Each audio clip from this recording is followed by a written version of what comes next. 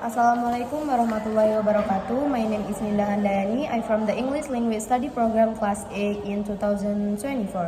Now I'm gonna read US cities past and present. Dr. Carlos Adrian, a political science professor at the University of California at Riverside, has made a 20-year study of the problems of American cities. The results are presented in a book called History of American City Government 1775 until 1870. The problems of the nation's cities, pollution, crime, riots, a lack of planning, transportation are bad, but they were worse in the so-called good old days. According to Dr. Carlos Adrian, he gives pollution from automobiles as one example. He agrees that it may be bad now, but he states that there was a lot of pollution from horses and other animals in American cities in the 19th century. Most cities had their own slaughterhouses where cows and pigs were killed a century ago.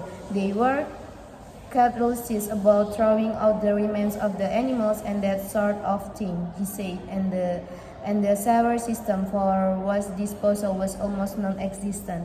Some of the problems that bothered people living in the cities during the period are still with us: poor planning, problems in low-income neighborhoods, police relations, and public transportation. Pollution was a very important problem for the city government in the last century, particularly with regard to water supplies. Dr. Adrian said they had some idea that water could be polluted, but they didn't know how. Trying to get pure water was a big problem. People like to talk about the good old days, but actually the cities of the 19th century were dirty and, in many ways, filthier than today. Communicable disease was a great concern.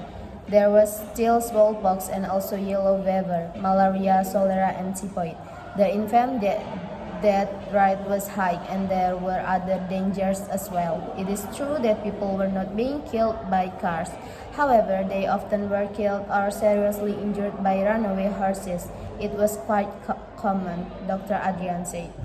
Crime was a great concern then too, according to Dr. Adrian. Mugging wasn't as common then, he said, but it did exist. Pickpockets were very skilled too. Also, from the 1830s on, there were a lot of summer ghetto riots. That wasn't just something from the 1960s. There were several causes, but basically it was because many people moved to the cities from rural areas. Planning of cities and their neighborhoods was controlled by land speculators and real estate developers who were only interested in making money. Finally, Dr. Adrian thinks that the situations and problems facing American cities have not changed so much, and he suggests that we look back at the past and try to learn from it. Okay, thank you very much for your listening. Wassalamualaikum warahmatullahi wabarakatuh.